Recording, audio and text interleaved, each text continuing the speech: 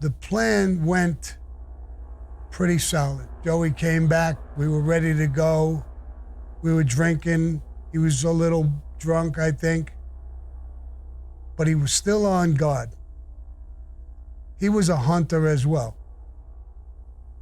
When we got to the car, Tommy got in to drive the car. When Frankie was going to get in to sit behind Tommy, Joey told him, "Hold up, Frankie. Sammy, you get in the car and sit behind Tommy. Frankie, you sit behind me."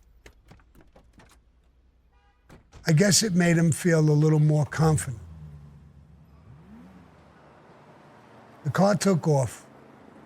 The windows were rolled up. We were driving down the street. There was a Beatles song. I believe it was Let It Be. Tommy had it blasting loud, like as if to cover a noise or something. I went in my waistband and pulled out a .38.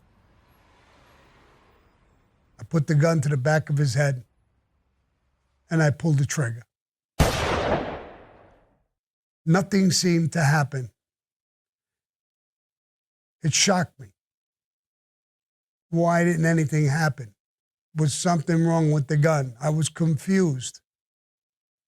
The sound of the gun was enormous, with the windows shut.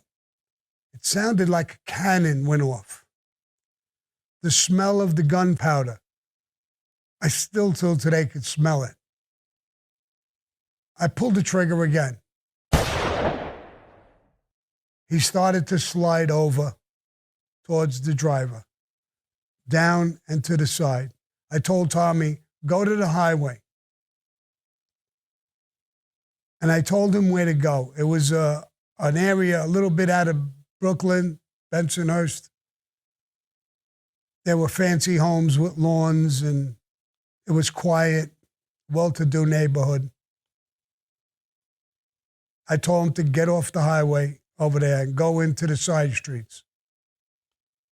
Like I said, it was 4 o'clock in the morning. Maybe it was 4:10 now. I saw a block, tree-lined, quiet. I told him, "Pull over." He pulled over in front of a house. It was a 2-door car. It was my car. I told Tommy, "Open the door and push him out." He was completely shooken up, nervous. "Sammy, he's dead." I know he's fucking dead. Instead of arguing, I told Frankie, "Open up the window." It wasn't even electric windows. It was rolling down the window. I crawled over Frankie and out the window. I went to the door, opened the door. Joey was a big guy, pretty heavy. I put one arm around his neck, one arm under his legs. I picked him up. It felt like he weighed 1,000 pounds.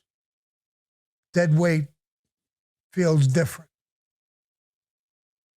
I took him out of the car and put him in front of the house on the grass.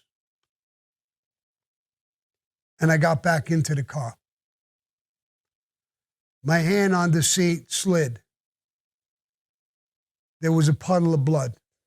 My hand, my clothes were full of blood now. I told him, "Hold up." I rolled the window down, pointed the gun out the window, and I shot him 3 more times.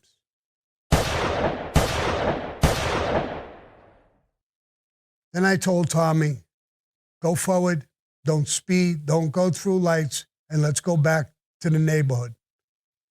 We'll stop by the ocean, I'll get rid of the gun, and then we'll clean the car."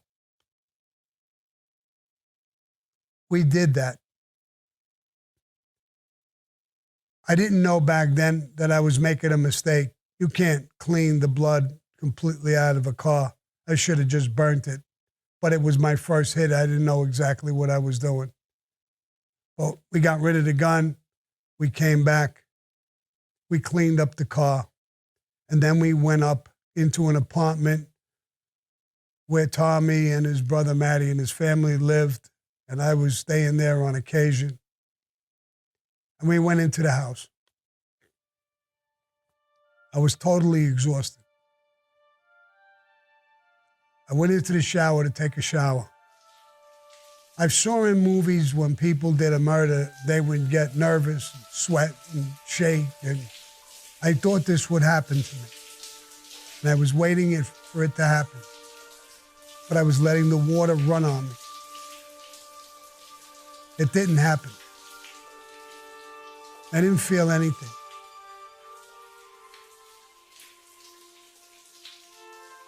I came out of the shower and went into the bedroom and got into bed.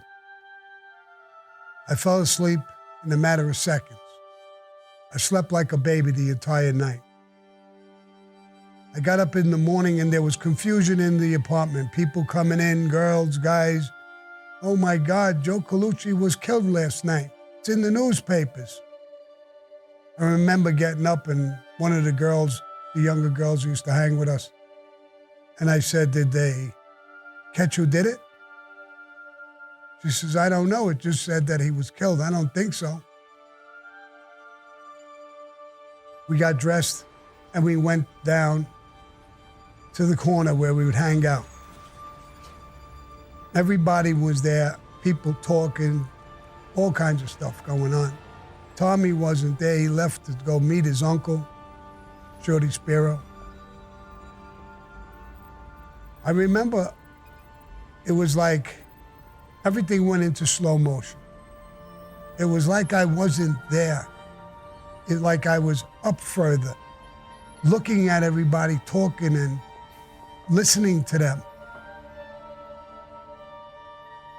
I started to think, why isn't this bothering me? Why don't I feel guilt, remorse? Why don't I feel anything? I did feel something. I felt I had power over life and death. My adrenaline was running like crazy.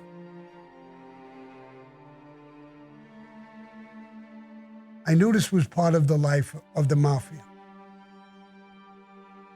My concentration was broke when Tommy came back and said, Shorty's gonna pick us up. We gotta go downtown Brooklyn where Carmine Persico, who was a captain directly below Joe Colombo.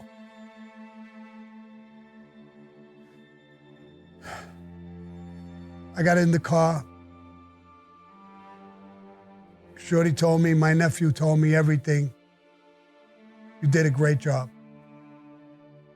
We're gonna go down and talk to Carmine. I don't want you to say nothing, Sammy. Don't talk. My nephew will explain the whole thing. I said, okay. That's what we did. We went down there. Tommy explained every little detail that happened, leaving out the detail that he didn't want to push him out of the car, that he was nervous or scared or whatever it may be.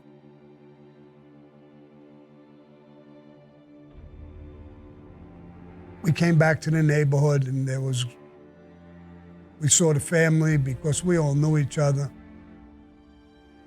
Telling them, don't worry about it, we'll get whoever did this, and faking it, and that kind of bothered me a little bit. I knew the sister, I knew the family. But that was the life that I was in. I understood it now more than ever.